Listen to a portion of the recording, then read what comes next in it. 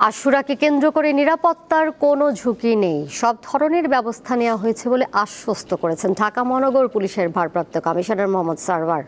বৃহস্পতিবার রাজধানীর হোসেনি দালান ইমামবাড়া পরিদর্শন শেষে তিনি এসব কথা বলেন।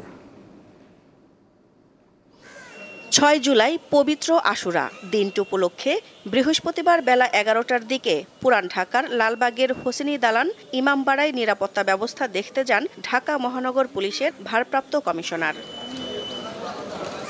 তিনি বলেন, ঢাকা মহানগরীর হোসেনি দালান ইমামবাড়া, বড় কাটরা, মোহাম্মদপুর বিহারী ক্যাম্প, শিয়া মসজিদ, মিরপুর, পল্লবী বিহারী ক্যাম্প সহ যেসব স্থানে আশুরা পালিত হয় সেখানে এরই মধ্যে পর্যাপ্ত নিরাপত্তা ব্যবস্থা গ্রহণ করা হয়েছে।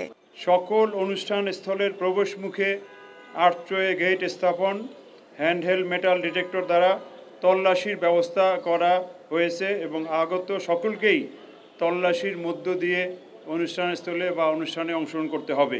হোসেনি দালানের আশেপাশে চেকপোস্ট বসানো হবে, সেই সাথে উঁচু ভবন ও বিভিন্ন স্থানে সাদা পোশাকে দায়িত্ব পালন করবে পুলিশ। গুরুত্বপূর্ণ স্থানগুলো সিসি ক্যামেরার আওতায় থাকবে বলেও জানান তিনি। নিষিদ্ধ সংগঠন বা অন্যান্য সন্ত্রাসীদের বিরুদ্ধে গোয়েন্দা নজরদারি চলমান এবং প্রয়োজনীয় ব্যবস্থা নেওয়া হচ্ছে। সামাজিক যোগাযোগ মাধ্যমে যে গুজব বা অপপ্রচার বন্ধে আমাদের দক্ষ টিম সাইবার মনিটরিং করছে এবং অব্যাহত রাখবে। যেসব রাস্তা দিয়ে তাজিয়া মিছিল যাবে সেখানে পুলিশ দায়িত্ব পালন করবে। যানজট নিয়ন্ত্রণেও কাজ করবে পুলিশ। আর পটকাবাজি, আতশবাজি নিষিদ্ধ করা হয়েছে বলেও জানান ডিএমপির ভারপ্রাপ্ত কমিশনার। কোনো প্রকার ধাতব পদার্থ, দাহ্য পদার্থ। দিলশা দেনি, দীপ্ত সংবাদ, ঢাকা।